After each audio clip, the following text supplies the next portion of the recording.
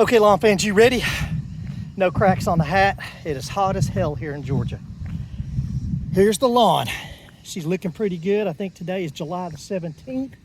I am pounding the water to this thing. Let me show you what it would look like if I wasn't pounding it. Dry and crispy. Dry and crispy. I'm taking care of my neighbor's lawn. I cut it. It looks nice and pretty and green. And I've been watering another guy's down there, trying to keep it nice. Just got done cutting it, and I did what we call syringing.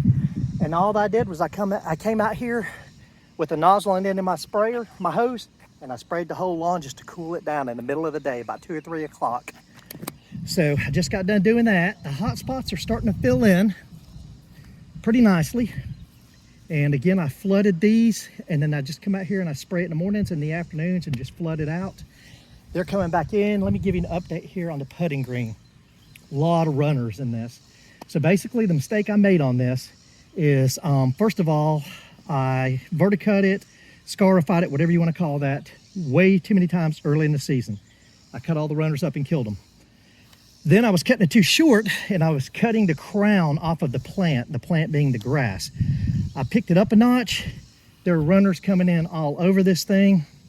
If you take a look in here, you'll see runners everywhere. It's late in the season, mid-July, but this is gonna fill in. It's gonna be nice.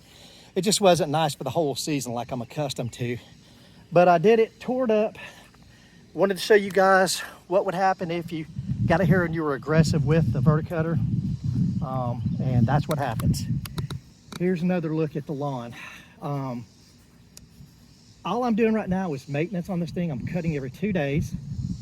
I came out here and I put a moisture manager down on this, and I had a subscriber tell me to use baby shampoo versus non-antibacterial dishwashing liquid. So I put a baby shampoo out on this and a hose end sprayer and just sprayed it out and watered it in. I've got a couple hot spots right here. They were worse than that when I got back from taking care of my grandson. I left the lawn for a week with no irrigation. They're coming back in nice.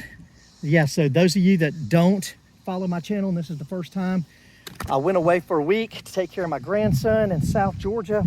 Had no irrigation whatsoever on this, and it ate it up. So you'll see a hot spot there coming back, and then those that I showed you at the beginning of the video over there. And my guess is that there's some type of debris down under there. And if I wanted to, if I wasn't lazy, I'd go and dig it out and get whatever that is out. I did that at another house and it was a nightmare. So no, I'm not doing that again. And that's about it. Maintenance and water. Maintenance and water. We are on a stretch here, I want to say almost a month of no rain, at least here where I'm at. And so I'm expecting a pretty good watering bill. But this is my go-to. I'm not a golfer, I'm not a poker player, none of that. I don't want my lawn to be crispy. I want it to look nice and green, and I want to stripe it. So that's all I got for you right now, guys and girls.